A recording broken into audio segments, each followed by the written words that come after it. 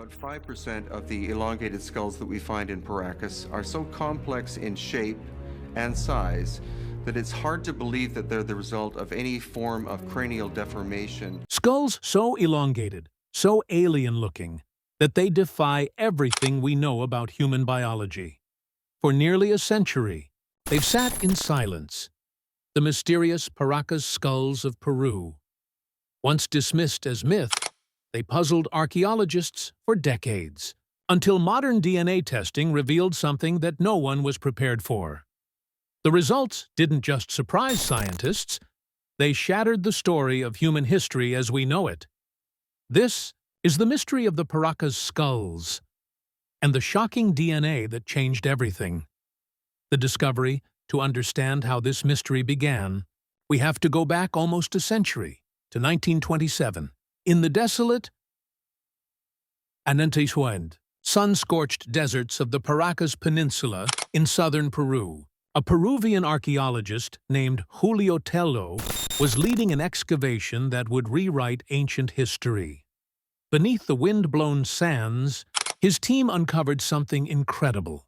A vast underground necropolis, a maze of stone-lined burial chambers known as chulpas.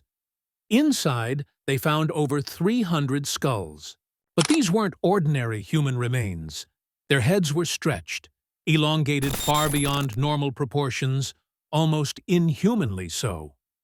The sight was haunting and beautiful. Each skull had been wrapped in layers of intricately woven textiles, buried alongside fine jewelry and ceremonial tools. This was no mass grave. It was a royal crypt.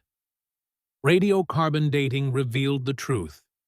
These burials were over 3,000 years old, belonging to the Paracas civilization, one of the earliest and most advanced cultures in South America. Centuries before the Incas, and even before the Nazca, the Paracas had already mastered textile weaving, surgery, and complex social hierarchy. But their skulls, those impossible, elongated skulls, became their most enduring and terrifying legacy. The elongated enigma. What could explain such an extreme shape?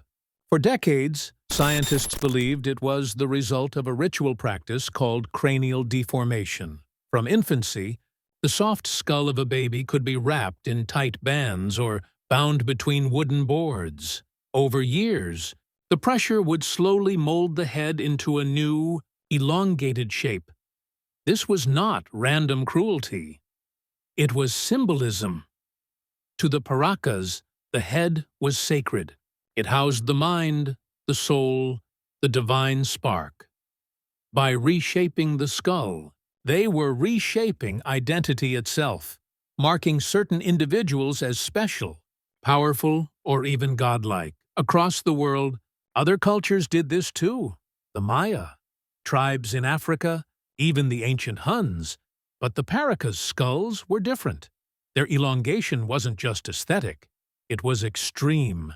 Some appeared smoother, more symmetrical, even structurally distinct from what head binding alone could achieve. Researchers began to notice strange anatomical details. Skulls with no sagittal suture, the joint that usually runs along the top of the head. Bone density that seemed uniform and natural, as if the skulls had grown that way, and claims of larger cranial volume, up to 25% more space than the average human skull. Was this really just a cultural practice? Or were these people born different? The DNA mystery. If the skulls were naturally different, only one thing could prove it. DNA extracting genetic material from remains 3,000 years old is nearly impossible. But the dry desert air of Paracas had preserved something miraculous. Strands of hair, bits of skin, bone fragments, even intact teeth. Teams of scientists worked under sterile conditions, wearing full protective suits to prevent contamination. They weren't just looking for any DNA. They were searching for mitochondrial DNA, or mtDNA, the genetic code passed only through the mother's line. It's one of the most reliable ways to trace ancient ancestry. When the tests were completed, the scientific world braced for a simple answer: that these people were, as expected, native to the Andean region of South America, but that's not what the data said. The mitochondrial DNA didn't match any known Native American lineage. Instead, it revealed foreign haplogroups, genetic markers typically found in regions thousands of miles away. The Caucasus Mountains, Eastern Europe, and even Mesopotamia. How could that be possible? 3,000 years ago, there were no ships crossing the Atlantic, no contact between Old World and New, and yet, buried beneath the Peruvian sands were skulls carrying DNA that shouldn't be there. For many scientists, the results were unthinkable, and for others, they were proof that human history is far older and far more connected than we've been told. Separating science from sensation as word of the discovery spread, sensational claims flooded the internet. Some said the Paracas skulls belonged to aliens. Others claimed they were the offspring of the Nephilim, the legendary giants of ancient scripture. And when people saw the light-colored hair on the mummies, rumors exploded. Were the Paracas a race of red-haired beings, completely unlike the native populations of South America? But science soon stepped in. Experts confirmed the lighter hair was not genetic at all, but the result of oxidation and sun bleaching over millennia in the harsh desert climate. And when deeper DNA testing was conducted, using more advanced and peer-reviewed techniques, the results were clear. The Paracas skulls were 100% human. There was no alien DNA, no hybrid species, no lost humanoid race. What remained mysterious, however, was the origin of their genes. Why did their mitochondrial DNA link them to populations in Eurasia, long before any known transoceanic contact? That's the question mainstream science still wrestles with today. Lost worlds and forgotten civilizations. For some researchers and historians, the Paracas DNA points to something far bigger, evidence of an ancient, global civilization that existed long before recorded history. It's a controversial theory known as diffusionism. Diffusionists believe that advanced knowledge, agriculture, architecture, astronomy, didn't develop independently around the world. Instead, it spread from a single mother civilization that predated them all. Perhaps it was Atlantis. Perhaps Mu. Perhaps another lost world swallowed by cataclysm. And when that civilization fell, its survivors scattered, taking their advanced skills, culture, and bloodlines with them. To believers in this theory, the Paracas elite were not just local nobles. They were descendants of these survivors, carrying the last living spark of that forgotten world.